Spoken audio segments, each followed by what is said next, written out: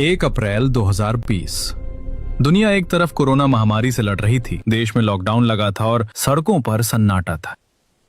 लेकिन इस सन्नाटे से हजारों किलोमीटर दूर जम्मू कश्मीर के कुपवाड़ा सेक्टर में लाइन ऑफ कंट्रोल LOC पर एक अलग ही खामोशी छाई हुई थी। पहाड़ियों की ऊंचाई 10,000 फीट, तापमान -15 डिग्री और जहां तक आपकी नजर जाए सिर्फ बर्फ की एक अंतहीन सफेद चादर। पेड़, पत्थर, रास्ते, सब कुछ 10 से 15 फीट गहरी बर्फ के नीचे दफन था। इतनी ठंड कि अगर इंसान कुछ घंटे बाहर रह जाए तो उसकी नसों में दौड़ता खून भी जम जाए।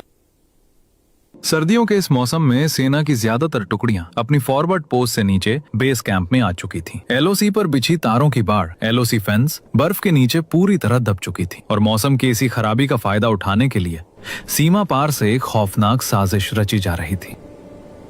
इसी सफेद सन्नाटे को चीरते हुए 5 साए भारत की सीमा में दाखिल होते हैं। चेहरे पर सफेद नकाब, शरीर पर स्नो कैमोफ्लाज सूट और हाथों में AK-47 स्नाइपर राइफल्स और भारी मात्रा में गोला बारूद। ये कोई आम घुसपैठिए नहीं थे, ये पाकिस्तान के लश्कर-ए-तैयबा के वो खूंखार आतंकी थे जिन्हें खास तौर पर हाई एल्टीट्यूड वॉरफेयर यानी बर्फीले पहाड़ों पर लड़ने की स्पेशल ट्रेनिंग दी गई थी। इनका मकसद कश्मीर घाटी में घुसकर किसी बहुत बड़े आत्मघाती हमले को अंजाम देना था। लेकिन उन्हें यह नहीं पता था कि जिस बर्फ पर वो अपने नापाक कदम रख रहे हैं, अगले कुछ ही दिनों में वही बर्फ उनकी कब्र बनने वाली है।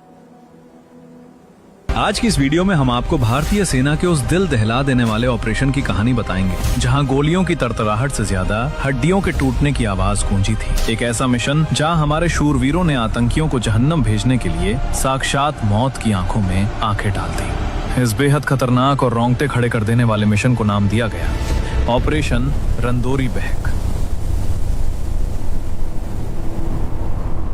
चूंकि फौज नीचे उतर चुकी थी, इसलिए LOC की निगरानी हाईटेक ड्रोन्स और UAV के जरिए की जा रही थी। 1 अप्रैल की दोपहर कमांड सेंटर में बैठे जाट रेजिमेंट के एक ड्रोन ऑपरेटर की नजर स्क्रीन पर पड़ती है। उसे LOC के पास शमशाबरी रेंज की पहाड़ियों पर बर्फ में कुछ पैरों के निशान दिखाई देते हैं। पहले लगा कि शायद किसी जंगली जानवर स्नो लेपर्ड के निशान होंगे, लेकिन जब ड्रोन को जूम किया गया तो ऑपरेटर की आंखें फटी रह गईं। निशान एक सीध में थे, बिल्कुल मिलिट्री फॉर्मेशन में। वो समझ गया कि ये इंसान के भेष में पाकिस्तानी भेड़िए हैं। तुरंत अलार्म बजता है। कमांडिंग ऑफिसर के आदेश पर बिना एक पल गवाए 8 जाट रेजिमेंट के जवानों की एक टुकड़ी उसी वक्त उन निशानों का पीछा करने के लिए निकल पड़ती है। बर्फ में चलते हुए घंटों बाद शाम के वक्त हमारी फौज का सामना उन 5 आतंकियों से होता है। दोनों तरफ से भीषण गोलीबारी शुरू होती है, लेकिन ये आतंकी बेहद चालाक थे। वो जानते थे कि खुले में लड़ना बेवकूफी है। उन्होंने सफेद कपड़े पहने थे और वहाँ बर्फ का तूफान आ रहा था। इसी खराब मौसम और ढलती शाम का फायदा उठाकर वो आतंकी वहाँ से भाग निकलते हैं। 2 और 3 अप्रैल अगले 2 दिनों तक यही चूहे बिल्ली का खेल चलता रहा। आतंकियों को घेरने के लिए भारतीय सेना ने 41 राष्ट्रीय राइफल्स RR और 27 राष्ट्रीय राइफल्स को भी मैदान में उतार दिया। कई बार आतंकियों से आमना सामना हुआ, गोलियां चली, लेकिन हर बार वो घने देवदार के जंगलों और बर्फ के टीलों के पीछे छुपकर बच निकलते। सेना समझ चुकी थी कि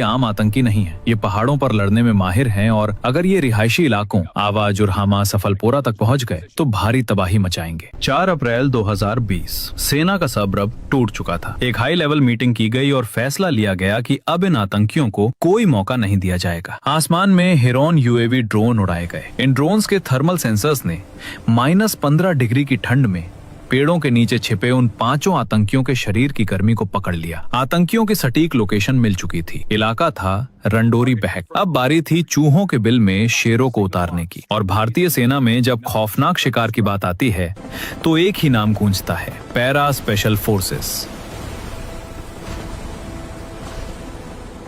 इस मिशन के लिए चुनी गई 4 पैरा SF। ये वही घातक यूनिट हैं जिसने 2016 में पाकिस्तान में घुसकर सर्जिकल स्ट्राइक को अंजाम दिया था, जिनका मोटो ही है शत्रुजीत।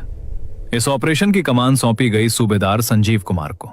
उनकी टीम में 5 और कमांडोज थे, हवलदार Devendra Singh, paratrooper Balakrishna, paratrooper Amit Kumar, paratrooper Chhatrapal Singh, paratrooper Sonam Tshering Tamang.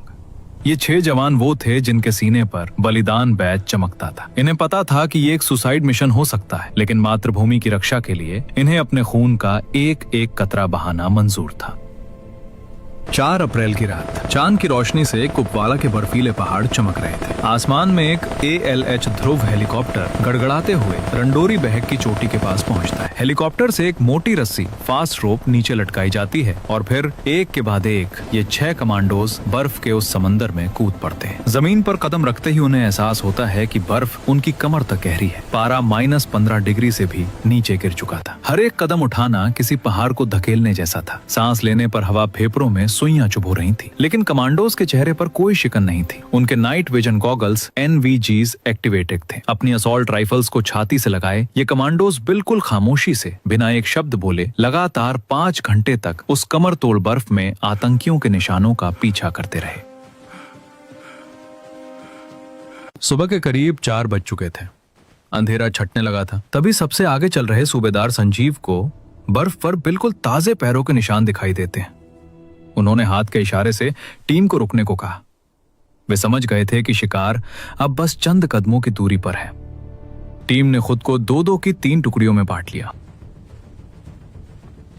Commandos धीरे धीरे आगे बढ़ रहे थे। सबसे आगे हवलदार देवेंद्र और पैराट्रूपर बालकृष्ण थे। तभी प्रकृति ने खौफनाक खेल खेला। जिस बर्फ पर देवेंद्र और बालकृष्ण चल रहे थे वो असल में कोई जमीन नहीं थी, बल्कि पहाड़ के किनारे लटकती हुई बर्फ की एक परत थी। छज्जा टूटा और पलक झपकते ही दोनों कमांडोज खाई में गिर पड़े। पीछे चल रहे बाकी 4 कमांडोज को कुछ समझ नहीं आया। वो रेंगते हुए खाई के किनारे पहुंचे और नीचे झांका। नीचे जो नजारा था उसने उनके खून को जमा दिया। देवेंद्र और बालकृष्ण एक छोटी सी बर्फीली गुफा में थे और उनके ठीक सामने महज 10 से 15 फीट की दूरी पर पांचों के पांचों लश्कर आतंकी बैठे थे। दूरी इतनी कम थी कि बंदूक उठाने का भी वक्त नहीं था। अगर वो आतंकी अपनी मैगजीन खाली कर देते तो दोनों कमांडोज वहीं भून दिए जाते। लेकिन भारतीय सेना के कमांडो का दिमाग बिजली से भी तेज चलता है। देवेंद्र और बालकृष्ण ने बिना 1 सेकंड गवाए हवा में ही उन आतंकियों पर भूखे शेर की तरह छलांग लगा दी। उन दोनों को आतंकियों पर कूदता देख ऊपर से सूबेदार संजीव, अमित, छत्रपाल और सोनम भी उस गुफा में कूद पड़े। अब वो जगह इतनी छोटी और संकरी थी कि अगर हमारे जवान अपनी बंदूकों से गोलियां चलाते तो वो गोली अपने ही साथी को लग सकती थी। इसलिए उन 6 कमांडोज ने एक ऐसा फैसला लिया जो मिलिट्री इतिहास के सबसे खौफनाक और बहादुरी भरे फैसलों में गिना जाता है। उन्होंने अपनी बंदूकें पीछे की और शुरू हुआ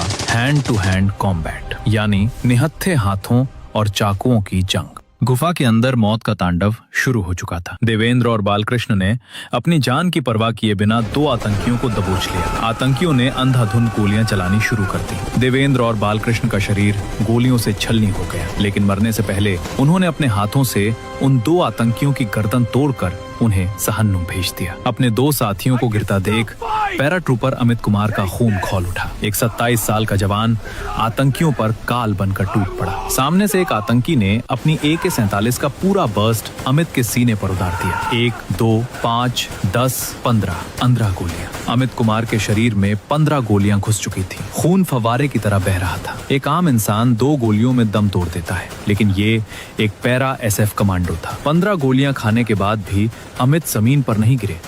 उन्होंने आगे बढ़कर उस आतंकी की राइफल छीनी, उसे जमीन पर पटका और अपने नंगे हाथों से उसका चेहरा तब तक पीटते रहे जब तक उस आतंकी की सांसें नहीं रुक गईं। उधर सूबेदार संजीव कुमार भी कई गोलियां खा चुके थे, लेकिन उन्होंने एक आतंकी को नीचे गिराया और अपनी कोहनी से उसकी नाक और खोपड़ी पर ऐसे वार किए कि आतंकी वहीं ढेर हो गया। अब केवल एक आतंकी बचा था। छत्रपाल सिंह उसे पकड़ने के लिए आगे बढ़े, लेकिन उस आतंकी ने घबराकर चारों तरफ अंधाधुंध गोलियां चला दी। इन गोलियों से छत्रपाल भी बुरी तरह घायल होकर गिर पड़े। आतंकी को लगा कि वो अब भाग निकलेगा। वो गुफासा से बाहर की तरफ भागा, तभी पीछे खड़े टीम के इकलौते बचे और घायल कमांडो सिक्किम के शेर सोनम शेरिंग तमांग ने अपनी राइफल उठाई और उस भागते हुए आतंकी पर एक गोली दाग दी।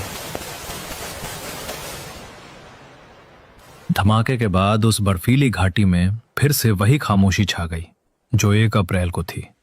लेकिन अब एक फर्क था। कुपवाड़ा की वो सफेद बर्फ अब पूरी तरह लाल हो चुकी थी। पांचों के पांचों खूंखार आतंकी मारे जा चुके थे, लेकिन इस जीत की कीमत बहुत बड़ी थी। कुछ घंटों बाद जब बैकअप टीम आर्मी रेस्क्यू वहां पहुंची तो उन्होंने देखा कि सूबेदार संजीव, अमित और सोनम की सांसें अभी भी चल रही थीं। उन्हें तुरंत एयरलिफ्ट करके श्रीनगर के बेस हॉस्पिटल ले जाया गया। डॉक्टरों ने कई घंटों तक ऑपरेशन किया, लेकिन अत्यधिक खून बह जाने और शरीर में अनगिनत गोलियां होने के कारण सूबेदार संजीव कुमार और अमित कुमार ने भी हमेशा के लिए अपनी आंखें मूंद ली। इस पूरे 6 लोगों के स्क्वाड में केवल एक जवान सोनम शेरिंग तमांग जिंदा वापस लौट पाए।